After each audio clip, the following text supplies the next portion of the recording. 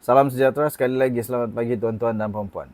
Baru sebentar tadi ada satu video yang saya telah ulas, yaitu siapa calon Perdana Menteri yang seterusnya selepas Datuk Seri Anwar Ibrahim. Salah satu nama yang saya sebut adalah Tok Mas Hassan.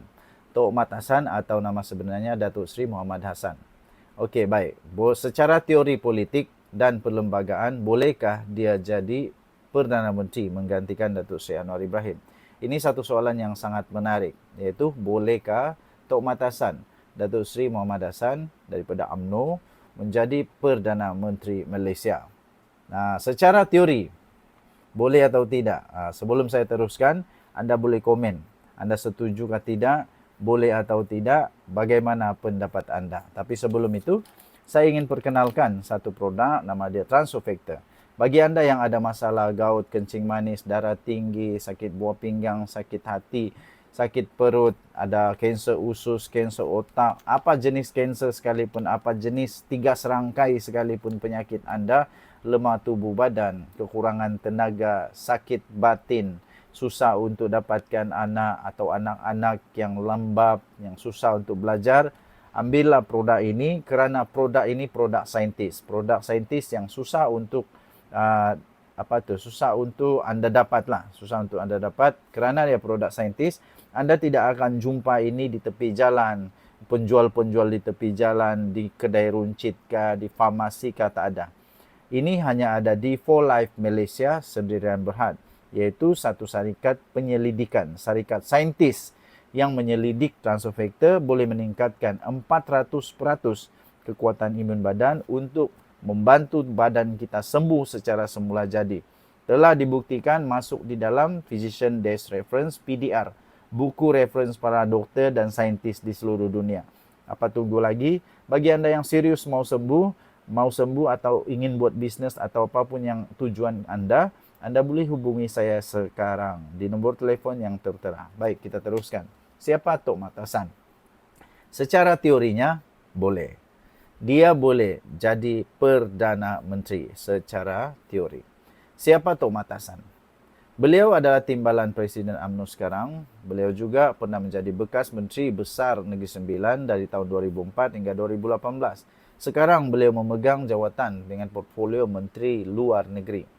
Beliau punya imej yang tenang, matang, tidak kontroversi dan dilihat berwibawa oleh ramai ahli UMNO. Bolehkah Tok Mat Hassan jadi Perdana Menteri? Ini jalan ceritanya.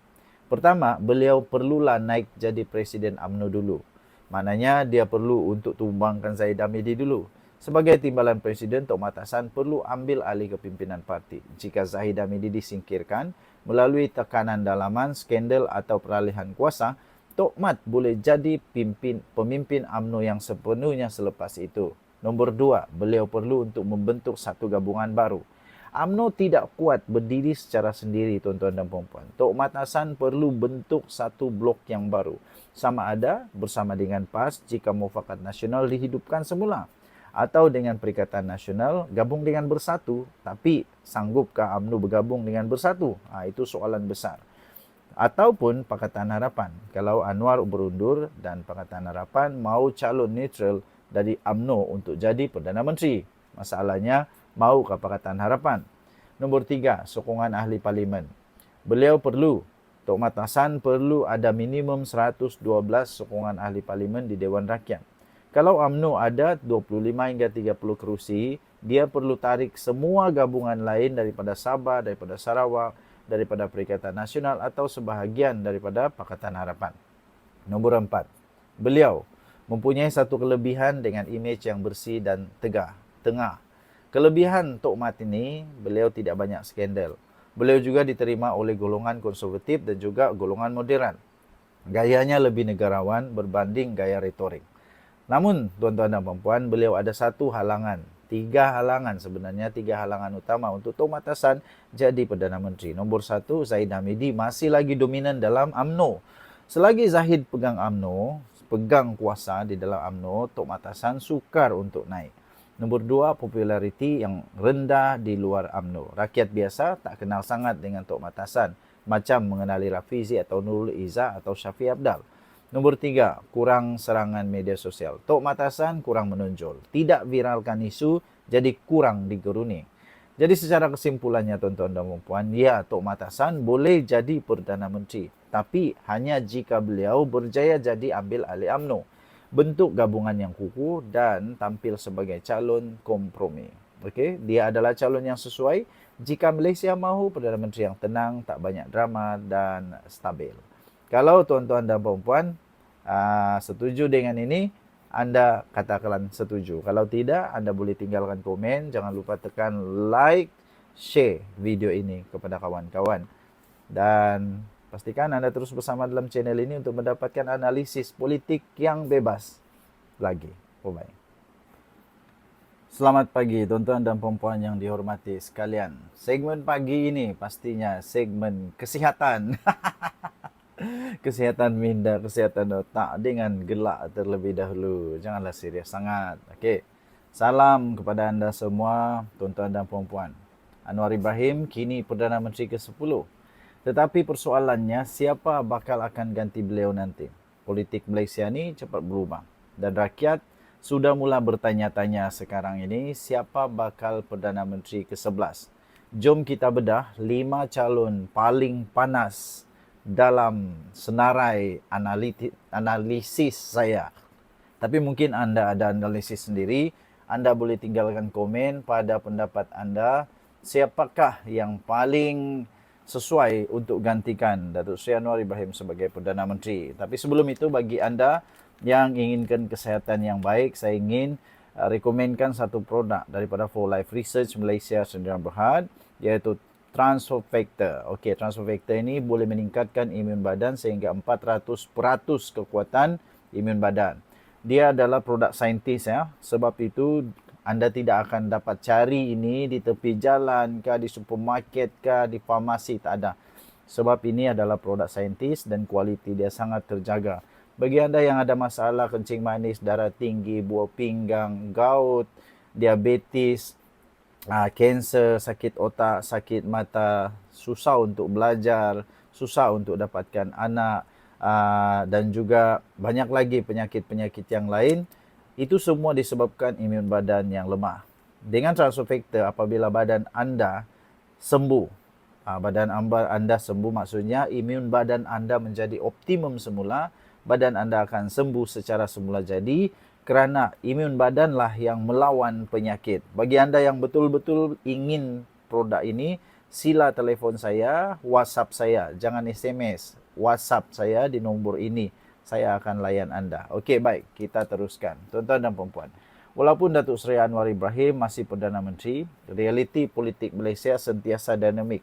Usianya makin lanjut, tekanan ekonomi juga semakin meningkat dan prestasi kerajaan campuran juga sekarang ini mulai dipersoal. Maka paling penting untuk kita lihat siapa calon Perdana Menteri pada masa akan datang. Bukan saja dari segi pengaruh, tetapi juga daripada kebolehlaksanaan. Kerana itu tuan-tuan dan puan, ini adalah calon-calonnya. Nombor 1, Rafizi Ramli. Iaitu seorang yang berstrategi tapi kurang berkarisma. Betulkah dia kurang berkarisma? Beliau ialah timbalan Presiden PKR dulu, tapi sekarang bukan lagi, dan beliau adalah Menteri Ekonomi. Masih lagi, baru letak jawatan, tapi masih Menteri Ekonomi. Seorang yang amat cerdik, mempunyai strategi yang mantap, tetapi ramai kata kurang bersemangat kepimpinan besar. Betulkah? Masih diam dalam isu-isu besar rakyat pada ketika ini. Calon yang kedua pastinya Nurul Izzah. Nurul Izzah iaitu disebut sebagai harapan baru atau nostalgia reformasi.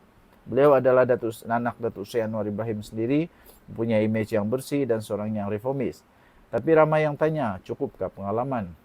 Adakah rakyat bersedia untuk menerima Perdana Menteri wanita yang pertama? Wow, akhirnya satu nama daripada Borneo yang tiba-tiba disebut di sini, iaitu Muhammad Shafie Apdal, wakil Sabah, Perdana Menteri dari Borneo. Wah, beliau adalah bekas CM Sabah, bekas Menteri Persekutuan, mempunyai wawasan Malaysia yang lebih inklusif. Tapi warisan makin lemah selepas PRN Sabah. Bagaimana? Nombor 4. Pastinya orang kuat di dalam UMNO sendiri, iaitu Datuk Seri Tok Mat, iaitu Perdana Menteri daripada UMNO. Wah, bagaimana dengan Zahid Hamidi? Timbalan Presiden UMNO, seorang yang tenang dan sangat stabil. Tapi imej UMNO makin tercalar. Mampukah beliau memimpin gabungan baru ini selepas Datuk Seri Anwar Ibrahim? Nombor 5, tidak disangka Syed Saddiq masuk dalam senarai. Seorang yang muda dan bertenaga tapi cukup matang. Betulkah beliau sudah cukup matang? Popular di kalangan belia, bijak dalam media sosial, tapi terlalu muda dan belum diuji dalam pentadbiran besar. Tuan-tuan dan puan-puan, ini adalah keputusan di dalam undian dan sentimen rakyat. Undian tidak rasmi dan cakap-cakap rakyat menunjukkan bahawa ramai yang mahukan muka baru.